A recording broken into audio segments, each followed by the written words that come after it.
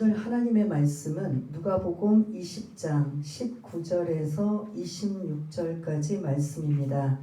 제 성경으로는 신약성경 130쪽에 있는 누가복음 20장 19절에서 26절까지 말씀을 다 찾으신 줄 알고 우리 19절부터 함께 읽겠습니다. 시작.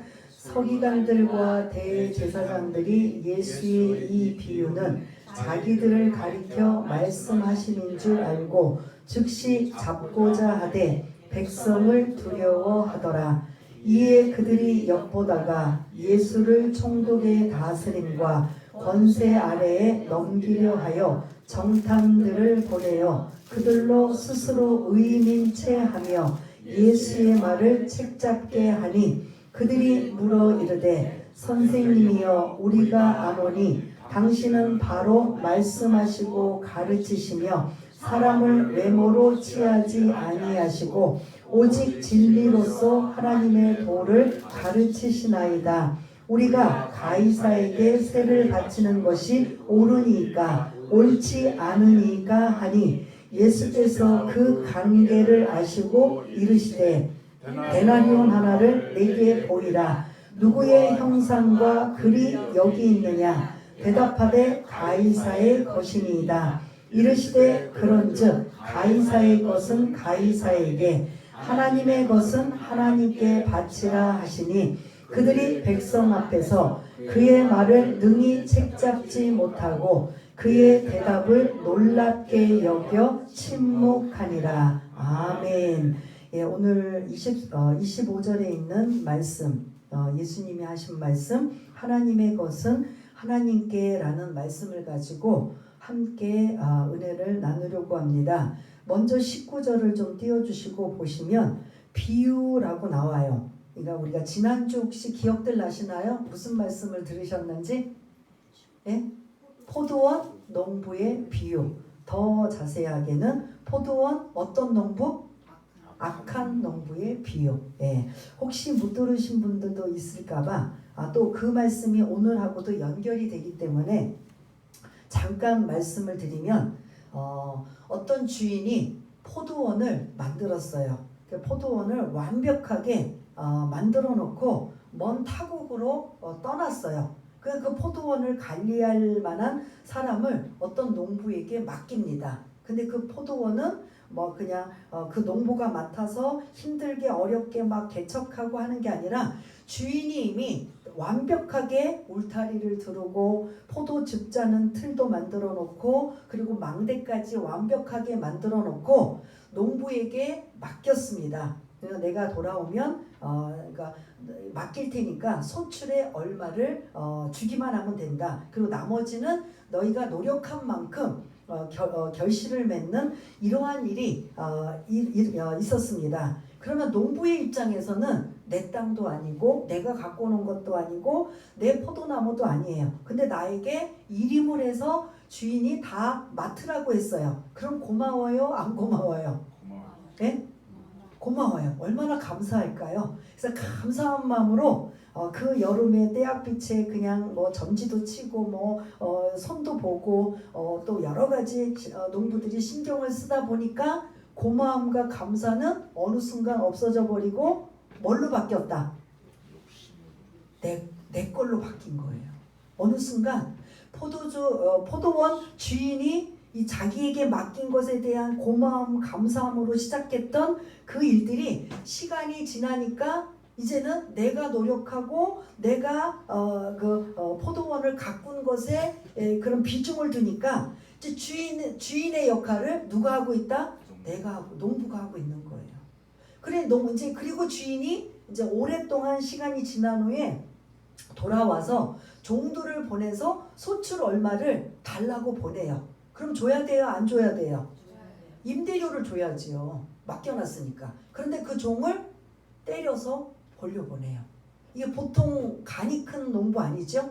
그래서 주인이 이상하다? 왜 이럴까? 그래서 두 번째 또 다른 종을 보내요.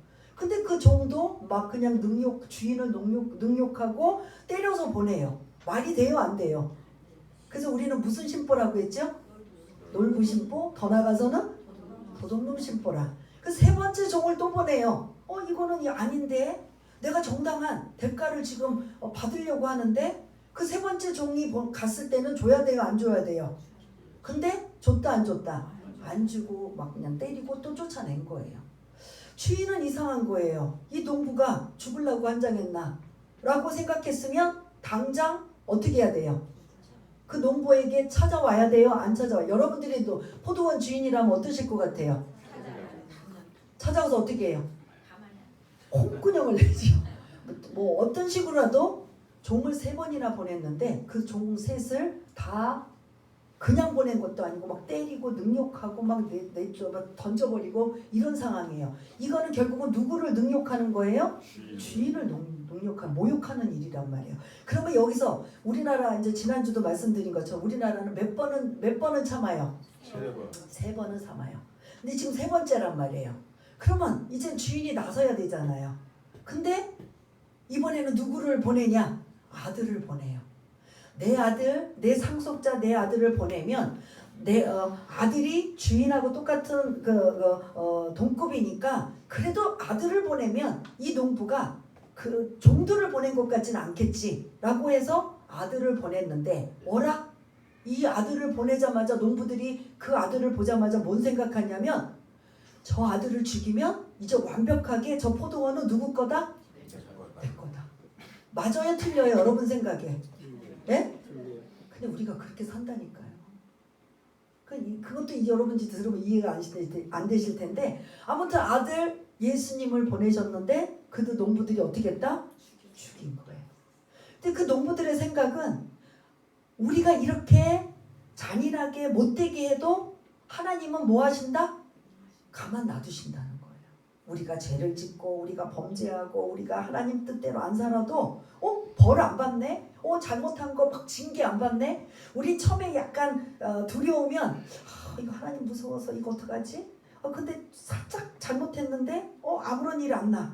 근데 조금 더 강도 높은 잘못을 했는데도 하나님은 곧바로 징계하거나 아무렇지도 않아. 이제는 완전히 내놓고 나쁜 짓을 하고 잘못해도 아무런 일이 안 나. 그러면 그렇게 해도 된다 안 된다? 안 된다. 포도원 농부는 된다 안 된다? 근데 그렇게 하고 있다라는 거죠.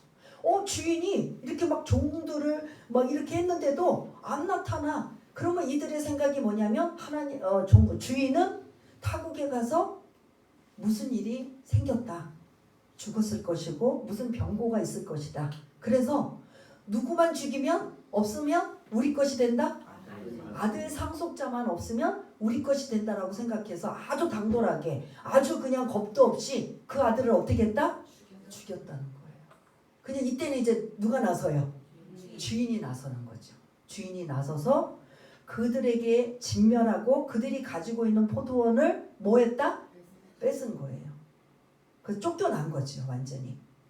근데 이 포도원 농부의 비유가 1차적으로는 종교 지도자들, 농부가 그 악한 농부가 1차적으로는 이 성경 당시의 종교 지도자들, 하나님의 백성들이고 2차는 저와 여러분들도 충분히 될 수 있다 없다? 있다는 거예요. 그럼 이야기를 들으면서 여러분들도 마음이 편해요? 안 편해요? 안 편하죠? 근데 오늘 19절을 다시 보면 지금 포도원 농부의 이야기를 들은 종교 지도자들이 지금 여러분들이 말씀하신 대로 편해요? 안 편해요? 안 편하니까 누구에게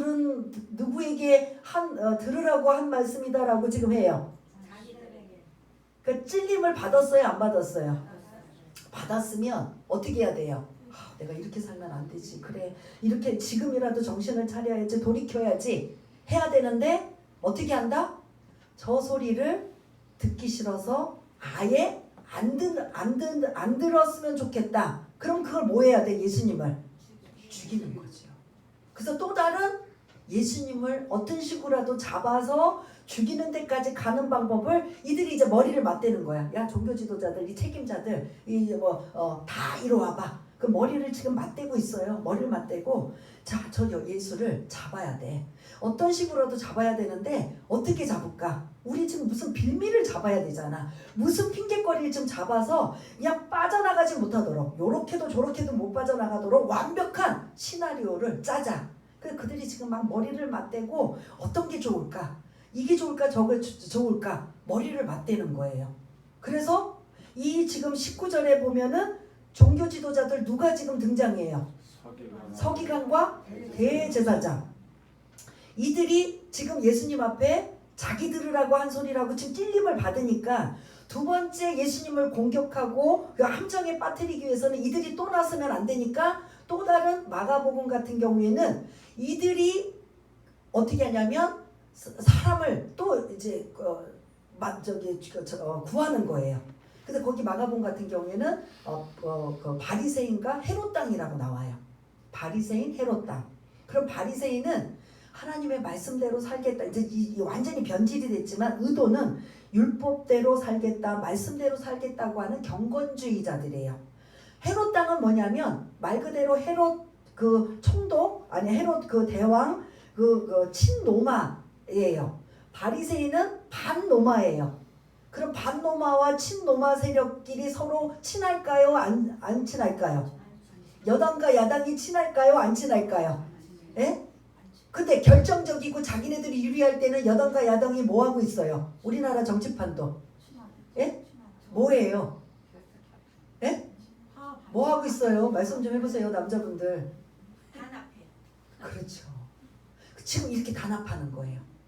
그러니까 서기관과 대제사장들이 지금 이렇게 얼굴이 붉어지고 포도원 농부를 통해서 자기네들에게 한 소리라는 걸 알으니까 곧바로 공격은 못하고 또 다른 사람들을 기용해서 이번에는 니네들이 가. 이번에는 이 문제를 가지고 너희들이 예수님을 한번 공격을 해봐. 그리고 이번에는 진짜 빠져나가지 못하도록 요렇게도 저렇게도 못 빠져나가도록 문제를 그들이 머리를 맞대면서 골라서 한 게 뭐냐면 세금 문제예요. 세금. 이해가 되십니까? 여기까지? 포도원 농부의 비유와 지금 계속 이렇게 오늘 본문까지는 연결이 된다라고 볼 수가 있습니다. 그래서 이들은 찔림을 받고 깨닫기를 바란다면 가장 좋은 방법은 뭐예요? 회개하고 돌이키는 거예요. 이게 사는 방법이에요. 가룟 유다가 설사 예수님을 팔았더라도 어떻게 하면 돼요? 돌아와서 잘못했습니다 하면 돼요. 베드로가 그랬잖아요. 나는 절대로 주님을 부인하지 않으리라. 했어요, 안 했어요? 막 그것도 막 호언장담하고 막 많은 사람들이 있는 데서 막 그냥 내 신앙은 절대로 주님 안 버립니다. 주님이 잡혀가실 때 어떻게 했어요? 쪼그리고 그냥 불을 쬐면서 저도 같은 도당이다라고 막 했을 때 베드로가 뭐라고 했어요? 아주 부끄러운 짓 했잖아. 그의 일생에 가장 부끄러워. 나는 저를 모른다. 저 예수를 모른다. 나하고는 아무 상관이 없다. 막 이러잖아요. 근데 나중에 돌이키고 나니까 어떻게 해요? 회개하고 돌이키잖아요. 회개하고 돌이키. 근데 가룟 유다는 어떻게 해요? 돌이키지 않고 무슨 길로 갔어요? 죽음의 길, 자살의 길로 가잖아요. 이 종교 지도자들도 우리는 실수할 수 있고 잘못할 수 있고 연약할 수 있어요. 그런데 말씀을 듣고 깨달으면 어떤 방법이 사는 방법이에요? 돌이키고 다시 그 회개하고 자기 잘못을 인정하고 그리고 주님을 붙잡는 게 말씀 붙잡는 게 사는 길이에요? 아니에요? 사는 길이에요. 그런데 나들으라고 한 소리야? 우리도 왜 가끔 설교하면 저는 의도가 아닌데도 들으시는 분 입장에서는 나들으라고 하는 소리 같아. 두고 보자. 내가 가만히 있나? 간혹 이럴 수 있어요. 그래서 막 교회를 떠나기도 하고 막 그냥 목사님을 찾아와서 항의하기도 하는데 하나님의 말씀은 여러분들 위로의 말씀만이 아니에요. 그것도 포함돼요. 하나님의 말씀은 교훈, 책망, 바르게 함, 의로 교육하기에 유익한 말씀. 거기에 뭐가 들어가 있어요? 여러분들이 듣기 싫은 책망이 있어요. 어떻게 보면 주님이 지금 책망가도 같은 말씀이어서 너희들 깨달으라고 하지만 이들은 지금 전혀 돌이킬 마음이 없고 그들은 자기들의 기득권, 자기네들이 지금 예수님만 아니면 가장 높은 자리에 가장 좋은 것에 모든 걸 마음대로 할 수 있는 이러한 기득권을 어느 날 예수님이 낙이 타고 오셔가지고 지금 뭐 하고 있어요? 그 기득권을 완전히 막 허물어뜨려 놓는 거예요. 그러니까 자기네 밥줄이 지금 끊어지고 이런 모든 그런 좋은 것들을 다 빼앗기게 생기니까 그 예수를 뭐하자? 죽이자, 제거하자 이런 쪽으로 가다 보니까 머리를 맞대고 어떤 문제를 가지고 가서 저 예수를 올무에 넘겨드릴까? 덫에 넘겨드릴까? 함정에 빠뜨릴까? 이게 좋은 뜻이에요? 아니에요? 그렇게 머리를 맞댔는데 딱 나왔어요. 세금 얘기하자. 세금이 가장 백성들이 아주 싫은 이 당시에는 로마의 압제에 있었어요. 일본에 우리가 36년 압제에 있었던 것처럼 로마의 압제에 있던 이 이스라엘 유대인들에게는 세금이 엄청나게 막 그냥 무거웠어요. 일단은 로마에게 내는 세금이 뭐냐면 소득의 40%를 세금을 내야 돼요. 여러분들 지금 직장 다니고 일하시는 분들 중에 40% 낸다라고 생각하면 말이 돼요, 안 돼요? 거기다가 또 두 번째는 뭐냐면 통행세.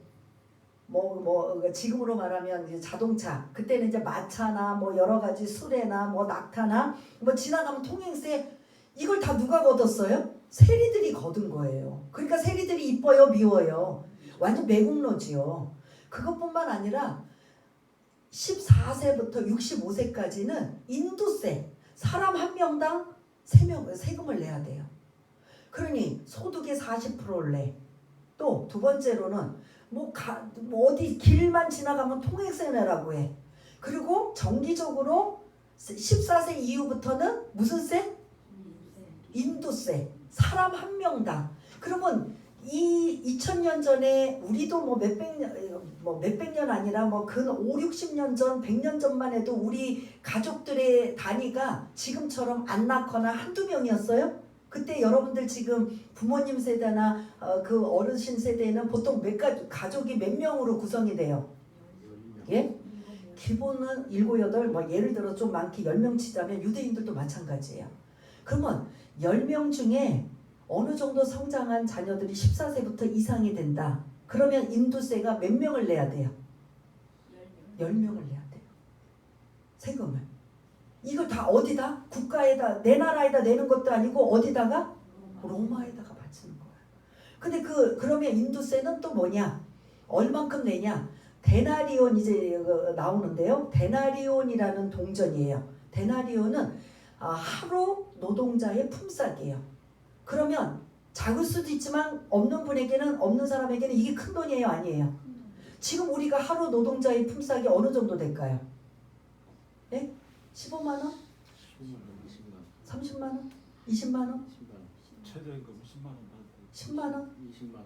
20만 원. 그냥 채 하루에서 10만 원을 잡읍시다. 근데 솔직히 있는 사람은 그 10만 원이 뭐 있어도 그만 없어도 있지만 정말 근근히 그냥 먹고 살기 힘든 사람이면 그 돈 커요, 안 커요? 거기다가 한 명, 집안에 대표로 한 명도 아니고 14살이 이상 먹은 사람들이 10명이면 얼마가 돼요? 에? 100만 원이 되잖아요. 예를 들어 10만 원으로 만약에 세금을 치면 이게 커요, 안 커요? 그러니까 유대인들, 이스라엘 백성들은 노마라고 하면은 무슨 생각을 해요? 우리 옛날 일제시대, 여기 계신 분들 일제 경험을 안 하신 분들이 대다수지만 일제를 우리는 그냥 간접적으로 교제를 통해서 우리 부모님들 선대를 통해서 하지만 그 당시에 일본은 좋은 이미지였어요? 안 좋은 이미지였어요? 이건 안 좋은 이미지가 아니라 이건 완전히 지긋지긋한 이런 상황이 지금 오늘 본문에 보면 로마가 그런 상황이라는 거죠. 그냥 착취, 억압, 막 자유도 없어요. 막 착취하고 억압하고 뺏어가고 막 이러니 이 로마로부터 해방되는 걸 이들이 원할까요? 안 원할까요? 우리도 36년 일제 압박 속에서 우리의 소원은 뭐예요? 통일이 아니고 해방이잖아요. 그래서 마냥 목숨 걸고 막 해방을 위해서 자유를 위해서 얼마만큼 우리 그냥 그 독립투사나 막 이런 사람들이 얼마나 그냥 노력하고 목숨 걸고 싸웠잖아요. 마찬가지로 그런 상황이에요. 로마로부터 말도 안 되는 억압과 착취와 뺏기고 막 하는 이런 상황에 지금 거기에 앞장서는 사람이 헤롯 당들이고 말씀대로 살게 하겠다는 사람이 바리새인들이기 때문에 이들은 서로 평소에는 으르렁거려요. 서로 경멸하고 서로 무시해요. 그런데 예수님을 잡는 데는 뭐 했다? 단합하고 야합했다. 그러니까 이 속셈이 있어요, 없어요? 순수한 속셈이에요, 아니에요? 그 예수를 제거하자는 거예요. 우리를 자꾸 그냥 싫은 소리하고 아픈 소리하고 바른 소리하고 우리 자리를 자꾸 위험하게 만드는 저 예수를 없애자는 거예요. 제거하자. 그래서 머리를 맞대고 어떻게 하면 좋을까? 어떻게 해서 저 예수를, 저분이 보통 분이 아니시기 때문에 우리가 대충 가지고는 우리가 감당할 수가 없어. 완벽하게 시나리오를 요렇게도 짜보고 저렇게도 짜봐서 어떤 식으로라도 빠져나가지 못하는 그런 질문을 던져서 그걸 꼬투리를 잡자. 그래서 20절에 보면은 누구를 딱 준비시켜 놨어요. 그 정탐이 아까 제가 말씀드린 바리새인과 헤롯 당이에요. 그런데 그거는 이제 예수님 앞에 나아가서 정탐하면서 올무에 넘기는 이러한 자들이라면 그 앞부분에 보면 그 20절에 보면 뭐가 딱 준비되어 있어요. 어떤 그런 세력이 총독의 다스림과 권세. 이건 어느 쪽인 것 같아요? 로마 쪽이에요. 로마의 그 힘과 로마의 권력으로 지금 이렇게 다 준비가 되어 있어요. 그러면 여러분들이 지금 질문을 받기 전에 예수님 앞에 함정적인 질문을 나누기 전에도 이미 어떤 쪽으로 지금 질문하려고 이들이 하고 있다라는 걸 20절에서 눈치를 채셔야 돼요. 총독의 다스림과 권세라면 어떤 쪽의 질문? 로마에 뭔가 반대를 하거나 로마에 뭔가 신기를 건드리는 이러한 질문이 나올 거라는 걸 예상을 해야 된다는 거예요. 이제 제가 이렇게 자세하게 설명드리는 건 여러분들이 성경을 읽으시면서 이런 부분도 여러분들이 좀 초점을 맞추시고 해서 뒷부분이 이해가 갈 수 있나, 앞에 부분은 이렇고 뒤에 23절과 25절이 중요하구나 이렇게만 하실 게 아니라 이미 이렇게 예수님 앞에 함정과 같은 올무와 같은 덫에 걸리는 질문은 이렇게 이들이 완벽한 시나리오를 지금 가지고 자기네들이 나서기가 좀 애매하니까 또한 정탐들 헤롯 당원과 바리새인들을 지금 사람을 산 거예요. 사서 그리고 뒤에는 총독의 다스림과 권세라는 이 막강한 힘을 지금 딱 준비하고 있어서 예수님이 여차에서 실수하거나 잘못하면 누가 지금 들이닥쳐서 잡아가게 만들어요? 총독의 다스림과 권세 아래에 있는 로마 병사나 그들의 세력이 이제 다 준비가 돼 있어요. 그럼 이 정도면 완벽해요? 안 완벽해요? 이들이 지금 예수님을 함정에 빠뜨리기 위한 모든 개입과 질문과 준비와 이들은 이제 뭐라고 하냐면 예수님 이제 여기는 못 빠져나가. 그러니 여기서 우리가 잡아갈 거야. 요런 준비까지 지금 요 19절, 20절, 21절에 지금 완벽하게 시나리오를 다 짜놨어요. 우리는 모르지만 주님은 아실까요? 모르실까요? 그 나중에 이제 24절인가 보면 그들의 관계를 아시고라고 이제 표현이 나오는데 아무튼 이제 그렇게 해서 이 모사꾼들이 막 그냥 예수님을 찾아와서 21절에 아부를 해요. 아부를 하는데 원래 질문 22절이 중요한 거죠. 22절 우리 한번 읽어보겠습니다. 그들이 뭘 그렇게 완벽하게 빠져나가지 못하도록 아주 그냥 완벽한 함정을 만드는 질문이 무엇인가? 시작. 우리가 가이사에게 세를 바치는 것이 옳으니까 옳지 않으니까 하니. 아멘. 뭐에 대한 부분이에요? 아까 제가 말씀드린 너무나 혹독한 로마에 바치는 뭐에 대한 문제? 세금이에요. 가이사는 이름이 아니에요. 로마 황제라는 뜻이 황제가 가이사라는 뜻이에요. 그 애굽에는 왕 이름이 안 나오고 계속 뭐로 나와요? 애굽에서 출애굽기에서 할 때는 바로도 왕의 이름이 아니라 왕이라는 뜻이에요. 바로가 하는 게 그게 왕이라는 뜻이에요. 그럼 가이사도 로마 황제 이름이다 아니다? 아니고 황제라는 뜻이에요. 그러면 다른 말로 황제에게 세금을 바치는 것이 옳습니까? 옳지 않습니까? 이 뜻이에요. 그러면 요게 그럼 무슨 함정일까? 여러분 머릿속에 이제 정리가 되세요? 무슨 함정일까? 이들이 머리를 맞대고 요렇게도 못 빠져나갈 거야. 저렇게도 못 빠져나갈 거야. 근데 지금 현재 로마에게 지금 그런 혹독한 세금을 바치고 있어요? 없어요? 아까 제가 말씀드렸죠. 소득의 40%. 그 길 성남으로 간다. 서울로 간다. 수원으로 간다. 통행세 계속 어디서 만나도 막 그 세리들이 막 중간에 자리에 앉아서 통행세 내놓으라고 하는 거예요. 그래 삭개오나 마태가 얼마나 사람들이 매국노 취급할 정도로 미운 사람들이었어요. 그 일을 앞장서서 하니까. 거기다가 아까 제가 말씀드린 무슨 세도 있다? 인도세도 있다. 그러니 이게 지금 로마에게 바치는 이 세금인데 그거를 가이사라고 표현해요. 황제에게 바치는 것이 로마 황제에게 세금을 바치는 것이 옳습니까? 옳지 않습니까? 그럼 현재 지금 이들은 바치고 있어요? 안 바치고 있어요? 바치고 있어요. 근데 왜 이 질문을 했을까요? 네? 백성들의 입장에서는 이 세금에 대해 불만이 있어요? 없어요? 엄청 있지요. 그러니까 요거를 노리는 거예요.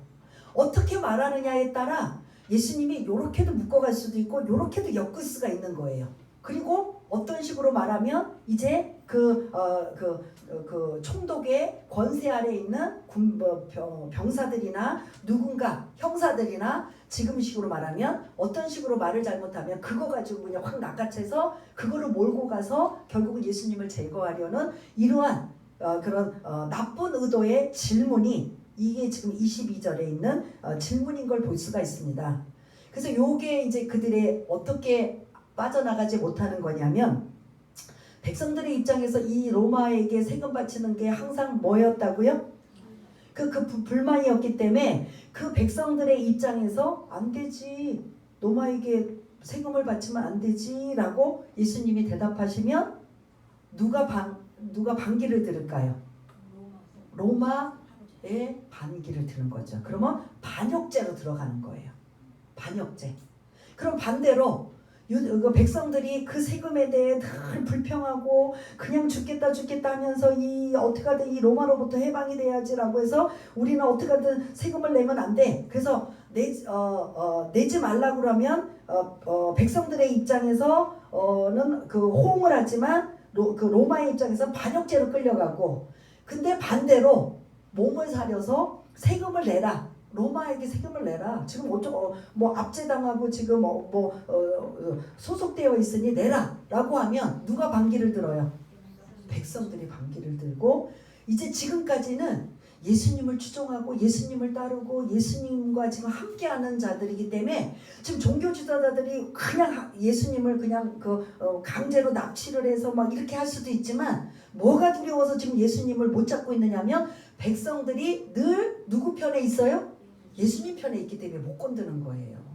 근데 백성들이 예수님 편도 아니고 전혀 이렇게 동떨어져 있다면 이들은 충분히 이미도 납치를 하든 뭐를 하든 했다 안 했다 할 수 있는데 아직 종교 지도자들이 마음대로 못 건드는 건 백성들을 두려워했기 때문이에요. 아직 백성들이 계속 예수님의 추종 세력들이고 그 예수님이 메시아라는 걸 기대하고 있고 추종하고 있기 때문에 잘못 건드려 놓으면 반란이 일어나면 이게 일이 엄청 커지는 일이기 때문에 이게 건드리면 안 되는 거예요. 그래서 로마 황제에게 세금을 바치라 그러면 백성들이 반기를 일어날 거고 백성들을 염두에 둬서 바치지 말라 하면 로마 쪽에서 반역죄로 끌려갈 것이고 그러면 여러분 같으면 어느 쪽에 대답을 할까요? 내라 내지 말라. 옳습니까? 옳지 않습니까? 여러분 같으면 어떤 지혜를 발휘해서 세금의 지금 이 질문에 대답할 수 있습니까? 이렇게도 끌려가고 저렇게도 끌려갈 수 있는 거예요. 그러면 명쾌한 현명한 대답은 뭐예요? 둘 중에 하나를 대답하면 된다 안 된다? 안 된다는 거예요. 근데 이제 그거를 들으시고 24절에 야 너희들 중에 데나리온 동전 하나 있으면 가져와 봐라. 그랬더니 다들 주머니 속에 뭐가 있어요? 데나리온 동전은 로마 동전이에요. 그 당시에는 동전이 아주 복잡해요. 아람어 동전을 보통 써요. 아람. 그러니까 중동 지역은 다 아람어를 쓰고 아람 동전을 그들이 쓰고 있다가 로마로부터 이제 장악을 하니까 그들이 늘 쓰던 돈하고 노마돈도 써요. 근데 또 하나는 뭐냐면 이스라엘 백성들이 하나님의 백성이니까 1년에 한 번씩 성전에 가면 성전세를 낼 때는 이 아람 동전이나 로마 동전을 내는 게 아니라 유대인 동전을 또 내야 돼요. 3개. 그러니까 그 당시에는 뭐가 반드시 있어야 될 것 같아요. 우리가 여행을 가면 환전이 필요한 거예요. 로마 돈으로 내야 되려면 아람어를 쓰고 있다가 로마 돈으로 환전해야 되고, 로마 돈이나 아람어로 쓰고 있다가 성전세를 내려면 또 뭘로 환전해야 돼요? 3개 유대인 돈으로 환전해야 돼요. 지금 그런 상황이에요. 그러니까 3개의 이런 상황으로 돈을 지금 쓰고 있는 거예요. 근데 로마에게 바치는 건 아람어도 안 되고 유대인 동전도 안 되고 뭘로 바쳐라? 데나리온으로 해야 돼요. 그 데나리온의 가치, 1데나리온의 가치는 어떤 몫이라고요? 하루 노동자의 품삯이라고 제가 말씀드렸어요. 근데 거기에 지금 모인 자들은 지금 여기 지금 예수님과 이 지금 예수님을 올무에 넘어뜨리려고 하는 이들의 대안은 어디에서 지금 이루어지고 있다? 시장, 강야, 뭐 어디 집, 어디다? 성전이에요. 아이러니하게 성전이에요. 그러면 성전이면 특별한 사람들이 지금 들어와 있는 거예요. 그러면 특별한 사람들은 누구예요? 정통 유대인들이 들어와 있어요. 그럼 이 정통 유대인들은 반대로 로마의 친로마예요, 반로마예요? 반로마이기 때문에 어떤 식으로라도 이 그 로마에 대해서 막 그냥 드러내지는 못하지만 이런 소극적으로라도 반감을 갖고 저항을 해야 되는 상황이 있다 보면 이들이 신실하다면 주머니에 데나리온 동전을 넣어 갖고 다녀야 될까요? 안 될까요? 네? 넣어 갖고 다녀야 돼요? 노마 동전이라는 건 황제 돈이 거고 황제 소속이라는 소리예요. 그러면 이 성전 안에서 이 대화를 하고 비록 함정에 빠뜨리기 위한 질문이지만 예수님도 유대인, 질문하는 사람도 정통 유대인들이라면 사실 그들이 아까 아람어 동전, 로마 동전, 유대인들이 쓰는 동전, 유대인들은 거의 쓰는 동전은 별로 안 써요. 성전세 낼 때만 쓰고 대부분은 아람어나 로마 동전을 쓰는 거예요. 그러면 그들의 주머니에 항상 여러분들이 이제 지금은 카드 쓰고 있지만 카드가 있기 전에 항상 여러분들 주머니나 지갑에 항상 뭘 갖고 다니세요?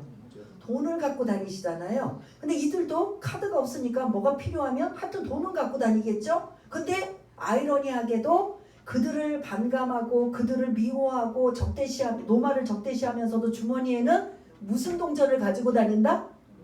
로마 동전을 갖고 다녀. 근데 그게 뭐 어떻다고 돈인데? 근데 그 동전에는 제가 이제 그걸 띄우려다가 너무 이제 그 그림이 작아서 안 띄웠는데, 여러분 동전에 우리나라도 동전에 보면 다 그냥 아무것도 없이 않잖아요. 50원이든 100원이든 다 그 동전 안에 의미가 있어요, 없어요? 있는데 우리 이 그 데나리온이라는 동전 안에 앞면에는 티베리우스라는 로마 황제의 얼굴이 가득 들어 있어요. 얼굴이. 그리고 거기도 뭐냐면 티베리우스 아우구스투스 신의 아들라고 그 얼굴을 쓰고 그 끄트머리 이렇게 테두리 둥그란 부분에다가 티베리우스 아우구스투스 신의 아들. 그 티베리우스가 현재 이 로마를 통치하는 이 왕은 결국 누구의 아들이다? 신의 아들이라는 소리예요. 그리고 얼굴이 그 동전 안에 얼굴이 꽉 차도록 있다 없다. 로마 황제 얼굴이 있어요. 뒷면은 그 티베리우스의 어머니가 그 의자에 앉아 있고 이 올리브 나무를 이렇게 가지를 들고 있어요. 그게 무슨 뜻이냐면 그 어머니가 여사제 제사장이란 뜻이에요. 제사장은 뭐 하는 거예요? 신에게 제사 드리고 기도하는 거예요. 그러면 이 티베리우스의 어머니 이 여인이 제사장이라면 하나님께 기도해요? 그들이 섬기는 우상에게, 우리가 알기는 그 우상에게 제사를 드릴까요? 우상. 그러니까 그 동전 자체가 앞면은 황제 얼굴, 뒷면은 그 어머니가 제사장으로서 의자에 앉아 있는 이러한 제사장의 뜻이라는 거예요. 그러니까 앞면은 황제고 뒷면은 제사장이에요. 황제는 신의 아들이고 뒷면은 제사장께 하나님 그들이 섬기는 신에게 기도를 하고 제사를 드려서 뭐 팍스 로마나 로마로부터 그 힘에 의한 평화를 계속되게 해주옵소서라는 이러한 뜻이 데나리온 동전에 담겨져 있어요.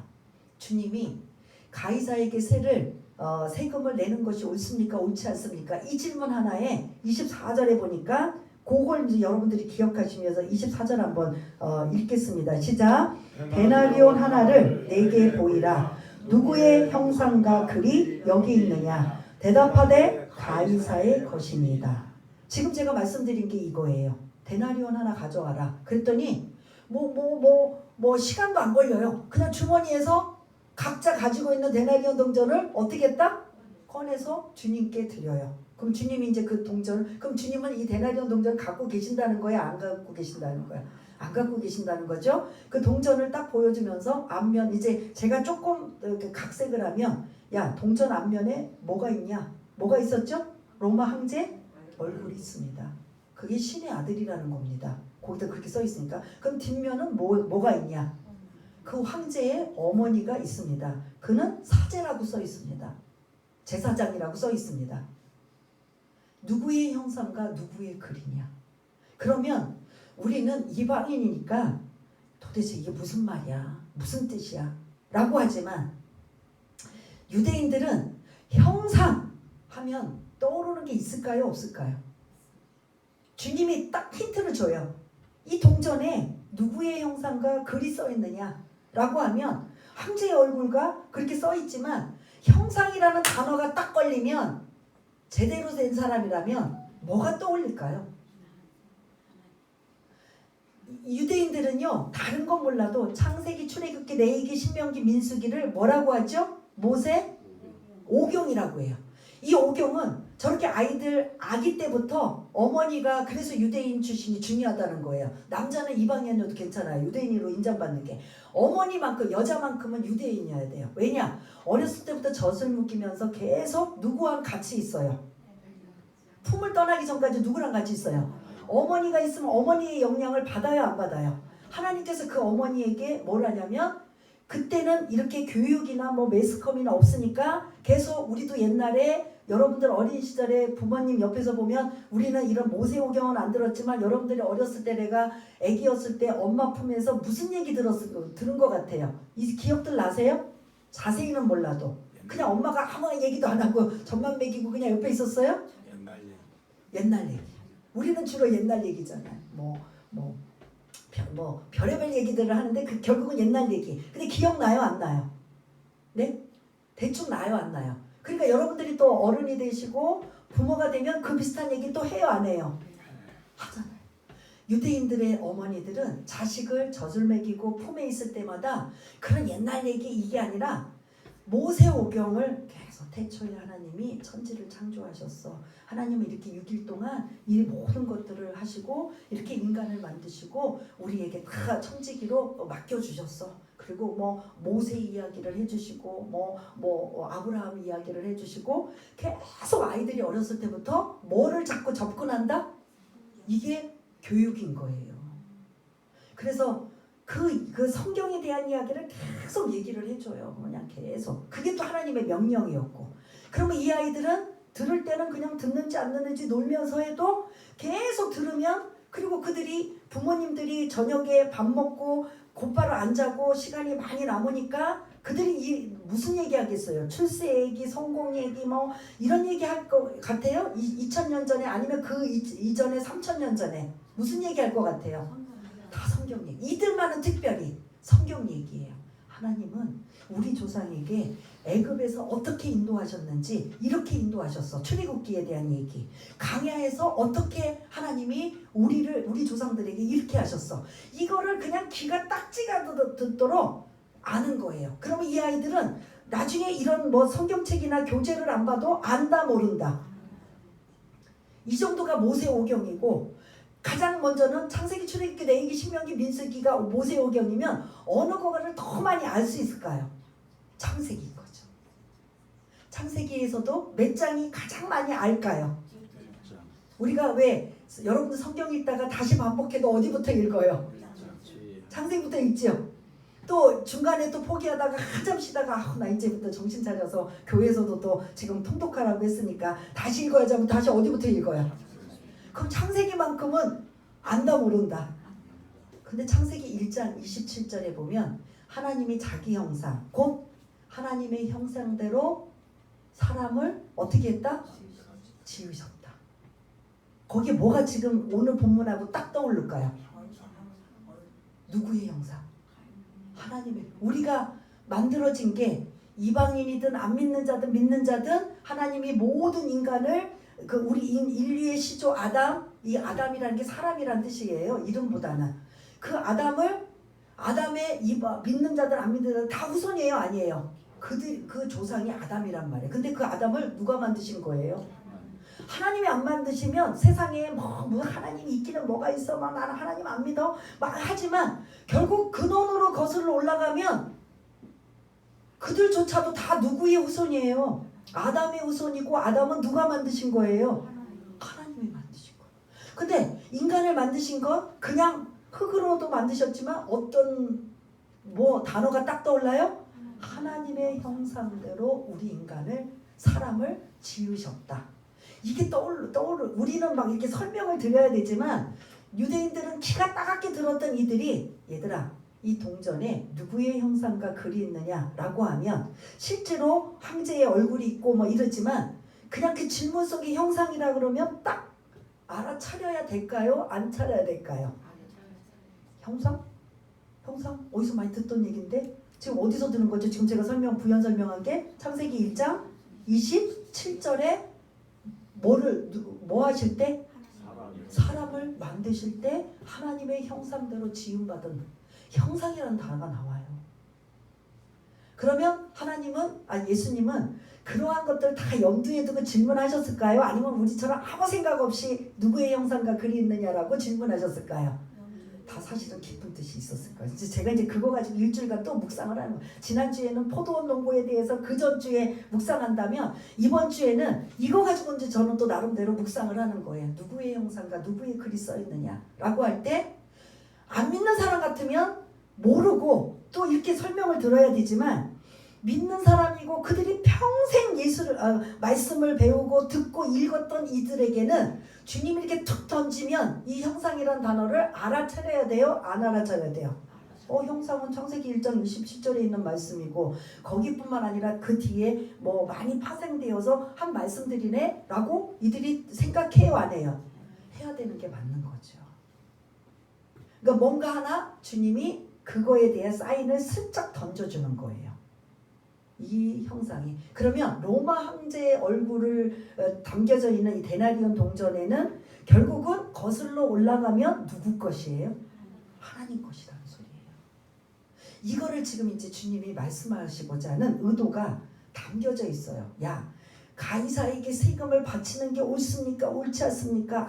아주 그냥 저급한 질문을 가지고 와서 예수님이 빠져나가지 못하도록 요렇게 저렇게 막 그냥 장벽을 만들어서 여차하면 끌고 가리라. 이런 아주 계산적인 아주 저급한 질문을 가지고 왔지만 그 저급한 질문도 하나님은 어떻게 만든다? 엄청난 놀라운 말씀으로 승화시키는 거예요. 이해가 되시나요? 질문 자체 이들은 진짜 저급해요. 단순히 뭐 하기 위해서? 예수님을 잡기 위한 목적이에요.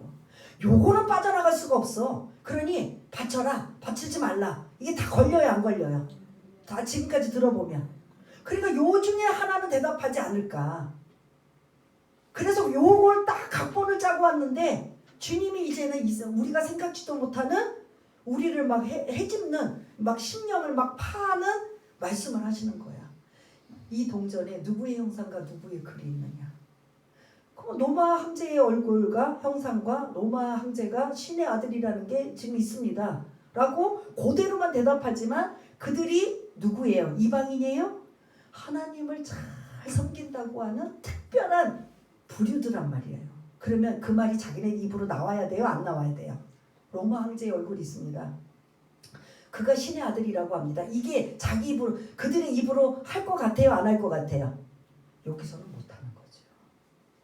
누구의 형상? 우리들은 노마 동전 보니까 황제 얼굴 있네요. 이거 뭐 티베리우스 아우구스투스 뭐 신의 아들이라고 써 있네요. 뒷면은 그의 어머니 제사장이 앉아 있네요. 우리는 그냥 아무 생각 없이 이들이 원하는 대로 대답하지만 예수님은 그 깊은 뜻을 그들의 그걸 딱 던질 때 대답한다, 할 수 있다 못한다. 이해되시나요? 저급한 질문에 함정에 빠뜨리게 한 질문에 오히려 그거를 예수님은 엄청난 것으로 바꾸시는 질문, 지금 오히려 질문을 던지시고 있는 걸 볼 수가 있습니다. 그러니까 이들이 뭐라고 해요? 결국은 대답하되 가이사의 것입니다. 이렇게만 대답해요. 그랬더니 이제 핵심 25절만 하고 이제 마치려고 합니다. 이제 25절 한번 읽어보겠습니다. 시작. 이르시되 그런즉 가이사의 것은 가이사에게 하나님의 것은 하나님께 바치라 하시니. 아멘.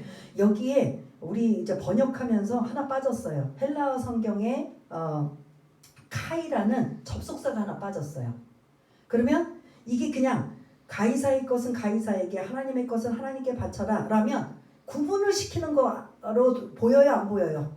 뭐 로마가 그렇게 강력하니까 그리고 힘에 의해서 세금을 내라니까 그건 내. 우리는 하나님의 백성이니까 하나님께 내. 지금 이렇게 이것도 하고 저것도 하라는 소리잖아요. 그래요, 안 그래요? 지금 이대로 읽으면. 근데 여러분들 성경이라면 가이사에게라는 심표에다가 여러분들이 그러나를 넣으셔야 돼요.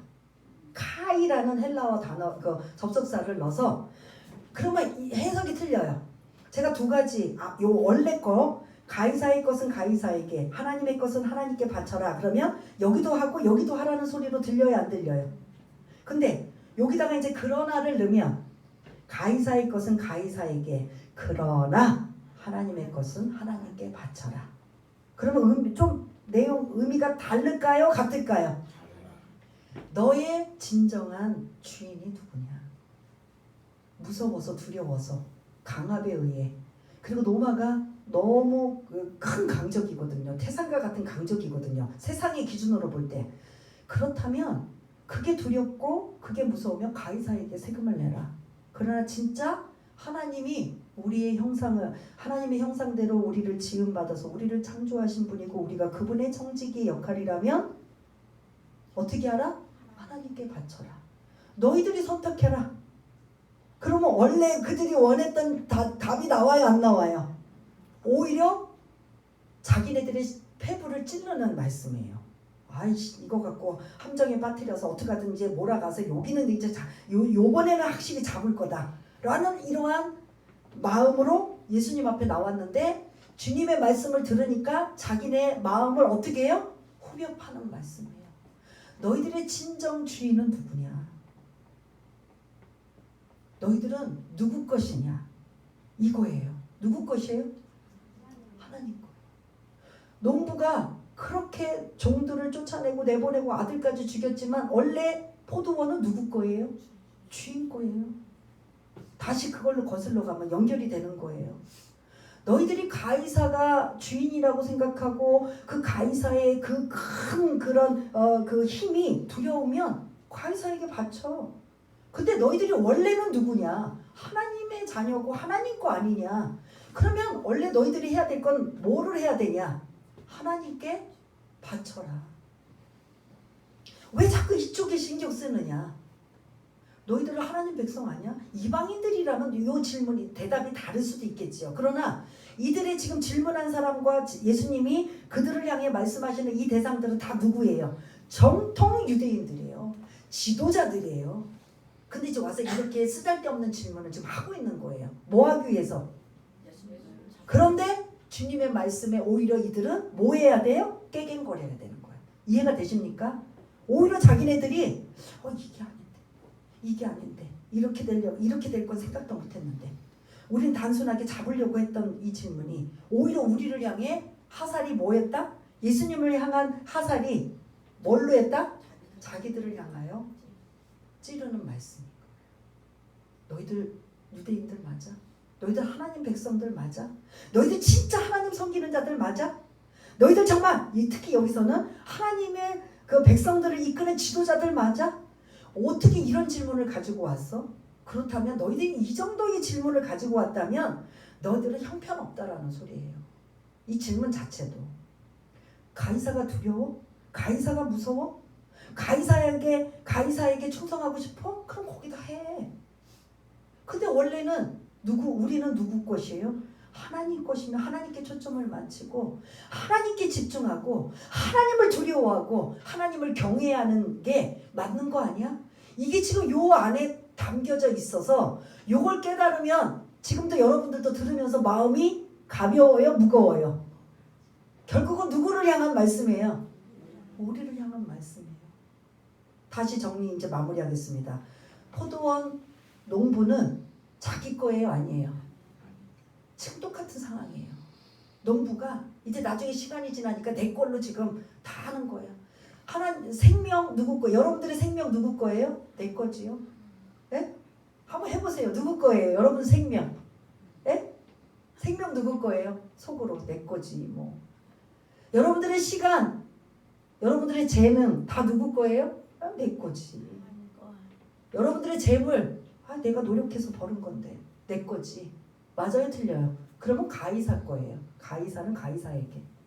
하나님께라고 한다면 여러분들의 생각 자체가 다 모든 게 나의 전부는 다 뭐다? 하나님 것이다라는 인식을 여기서 한번 다시 우리가 신앙을 정립을 해야 된다라는 거죠.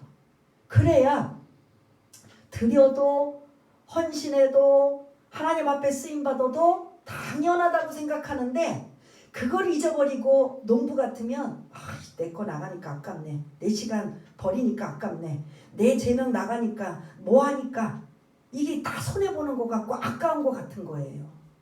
근데 하나님의 것은 하나님께 바치라는 이 깊은 의미를 우리가 염두에 두고 모든 것은 하나님으로부터 왔다라는 걸 인정하면 농부도 처음에는 인정해서 뭐 했어요? 뭘로 표현했어요? 감사. 근데 여러분들 그 감사가 어느 날부터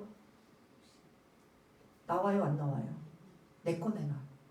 물에 빠진 사람 지푸라기라도 잡는 식이면 처음에는 막 구해졌다가 근데 나중에는 내 거 내놔. 하나님 내놔요. 하나님 건강 책임져 주시고 물질 주시고 이 환경에 얽히고 섞이고 내놓으세요. 이 포도원의 악한 농부처럼 우리 살아요? 안 살아요? 네? 솔직히 말해서 저부터. 그래요? 안 그래요? 가이사 거는 가이사에게 바치고 너희들이 그 정도 여전히 세상적에 빠져있고 세상적인 것이 중요하고 세상이 다라고 생각하면 거기다 바쳐. 근데 너희들은 특별히 하나님의 자녀고 특별히 하나님께서 자녀로 삼아주셔서 그 아들 예수 그리스도까지 이 땅에 우리를 위해서 죽으신 그분을 통해서 우리가 구원받아서 감사하다고 생각하면 그 은혜를 잊지 말아야 되는 거죠.